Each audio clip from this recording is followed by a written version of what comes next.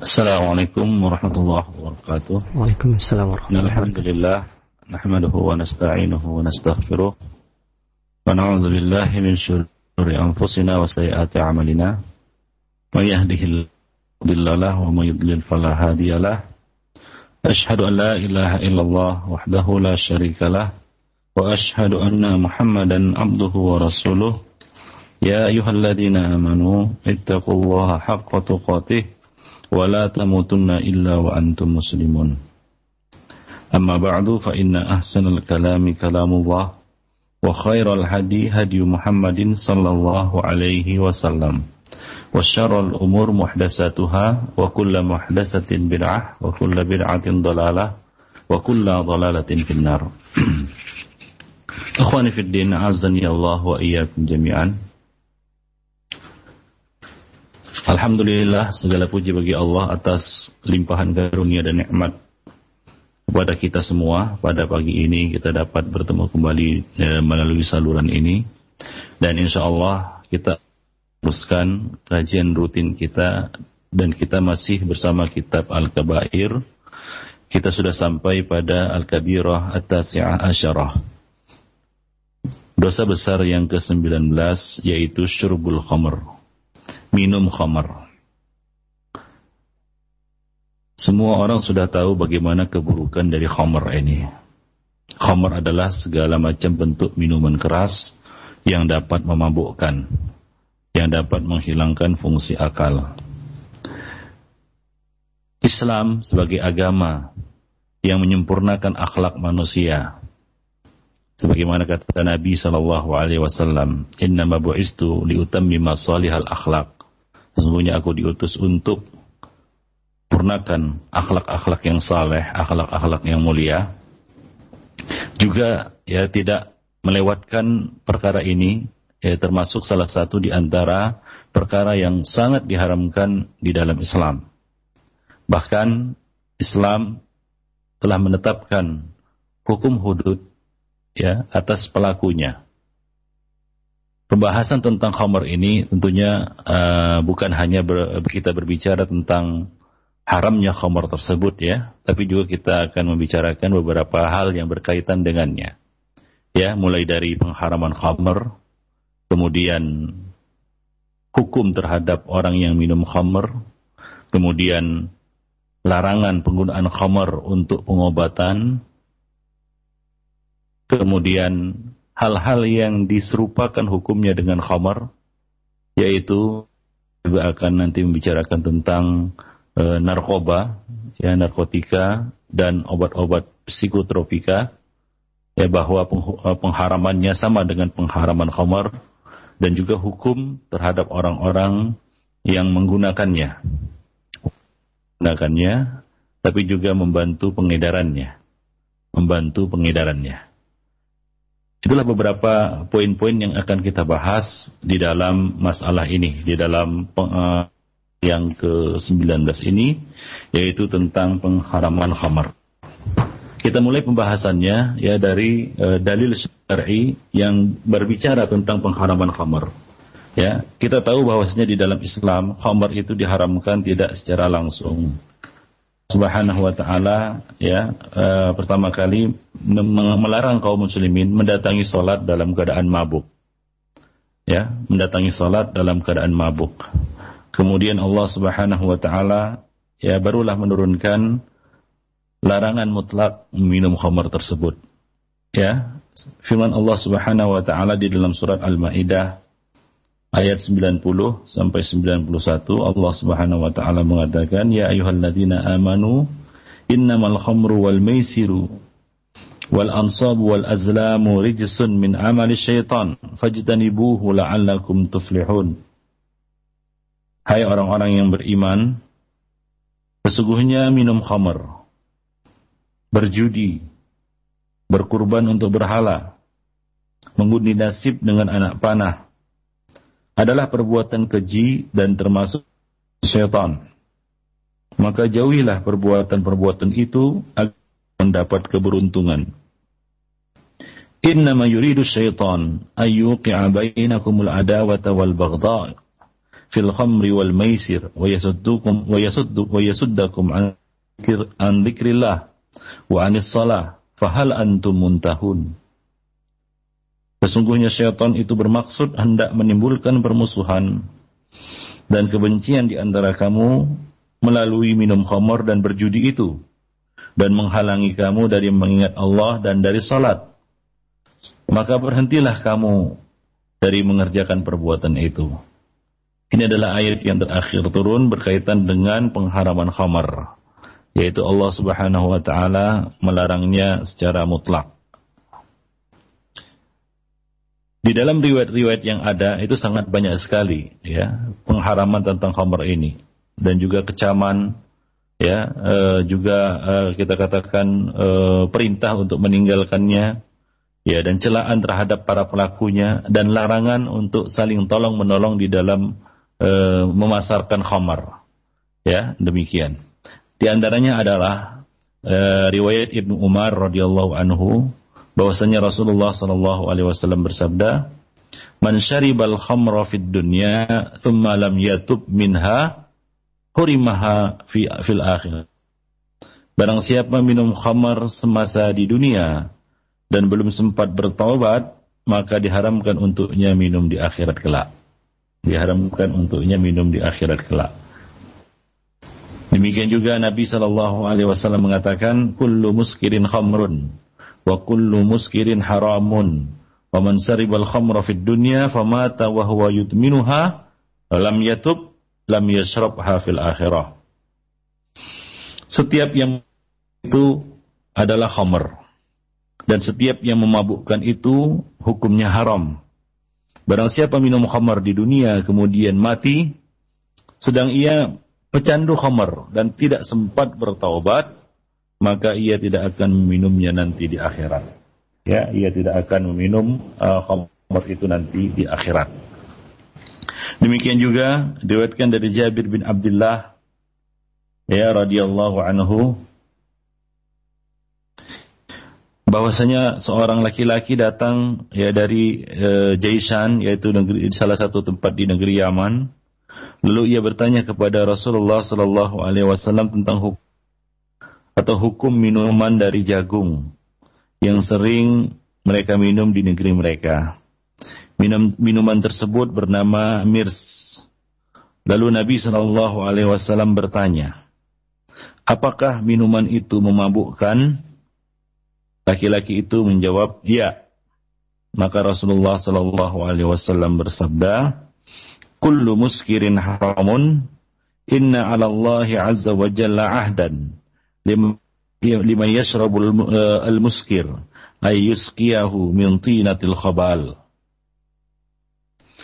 Setiap ketika mereka bertanya tentang minuman mereka, yaitu yang disebut mirs, kemudian Nabi bertanya kepada mereka, apakah minuman itu memabukkan? Ini merupakan illah mansusah yang menunjukkan bahwa pengharaman khamr itu illahnya adalah karena dia barang yang memabukkan.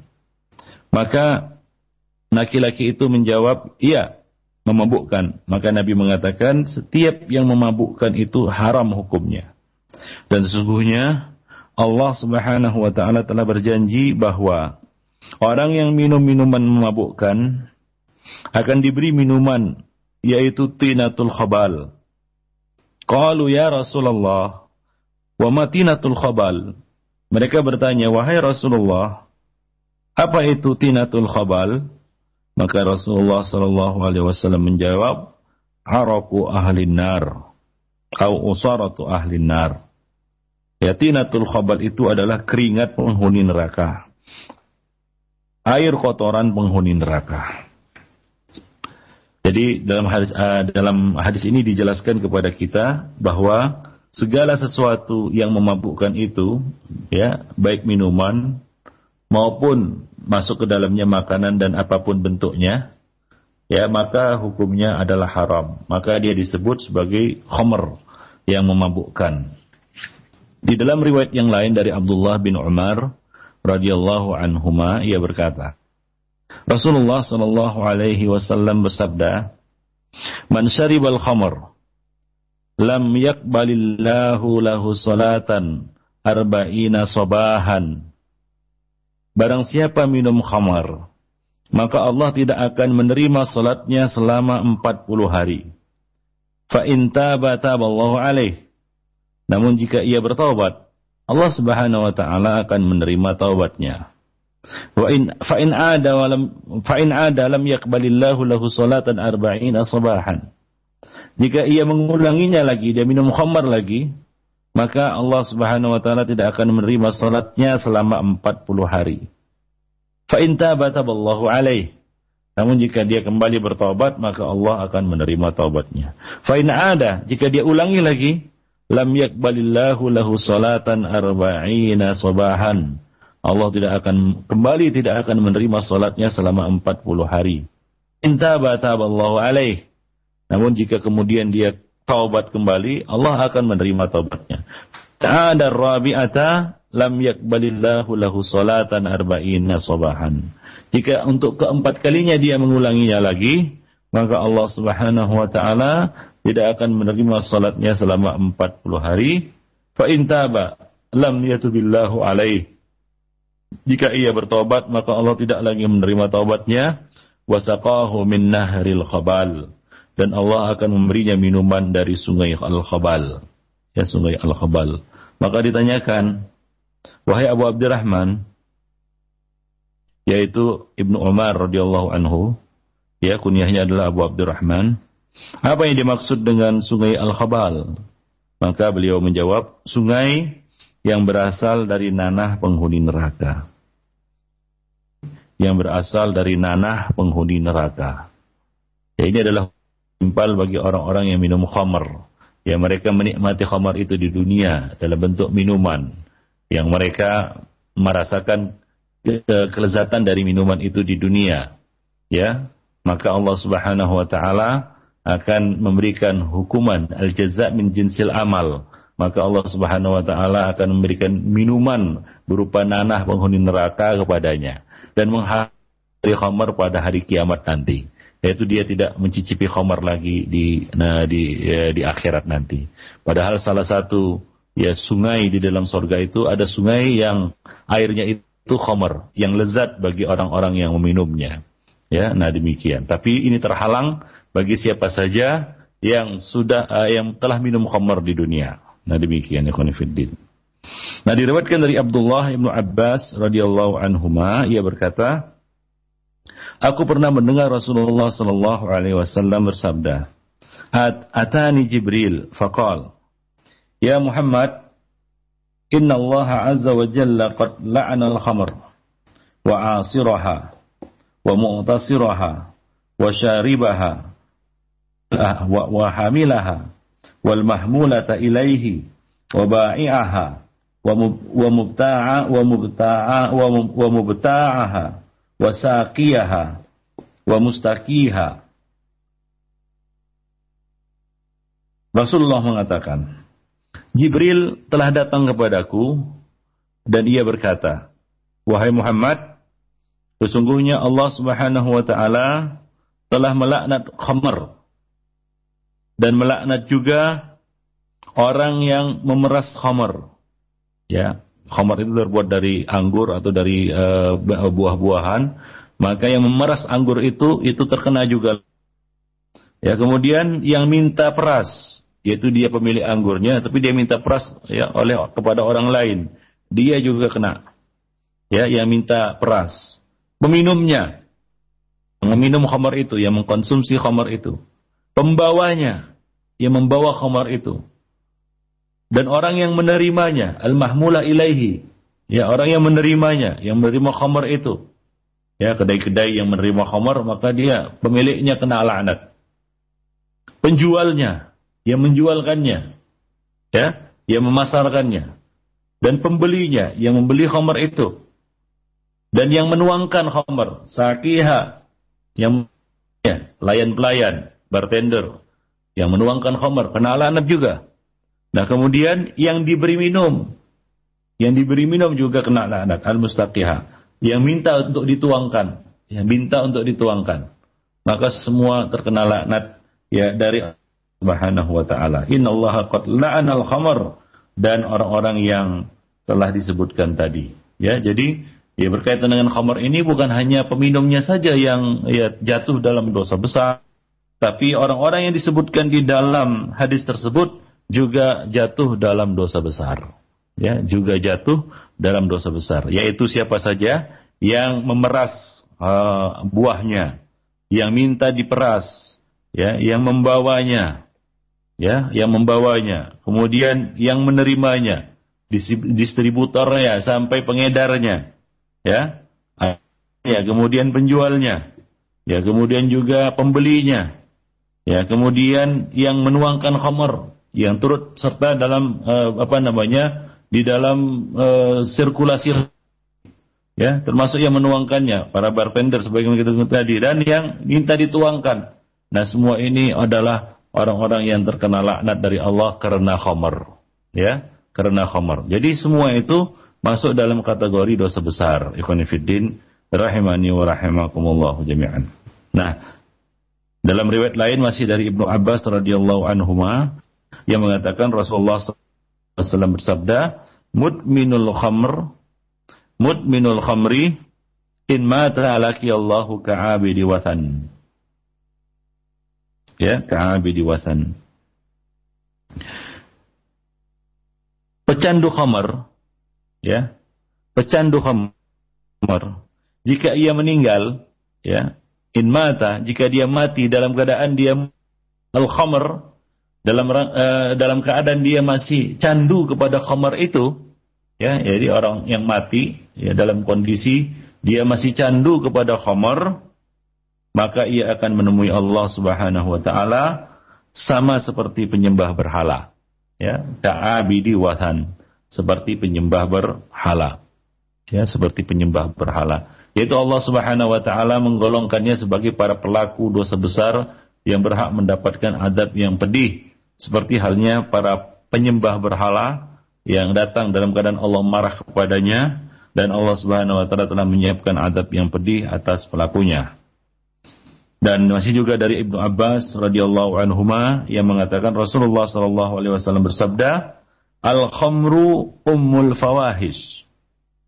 Khamr itu adalah ummul fawahish, induk dari segala kejahatan, induk dari segala kekejian, ya, dan induk dari segala dosa besar. Al-khamru ummul fawahish wa akbarul kabair, dan dosa besar yang terbesar. Ya, man syaribaha waqa'a ala ummihi wa khalatihi wa ammatihi. Barang siapa meminumnya, berarti ya sama seperti ia telah berbuat zina terhadap ibunya dan terhadap bibi-bibinya, ya, terhadap bibinya, baik dari pihak ayah maupun pihak ibu, khalah dan ammahnya.